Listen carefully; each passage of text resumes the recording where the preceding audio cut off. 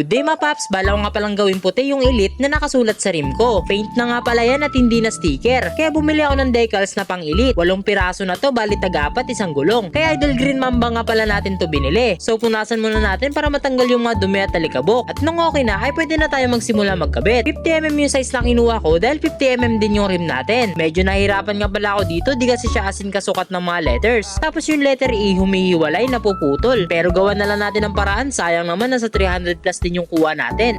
Suwabe, pogi pa din tignan kahit sablay tayo ng konti sa pagkabit. Bale ang nangyari, nagmukhang may shade na black yung Elite natin pero bumagay naman siya tignan. Lalong umangas nung nalagyan na sa harap at likod mga paps. Ang ganda tignan kapag umiikot. Syempre pati sa kabilang side nilagyan din natin. Subukan naman natin i-test ride.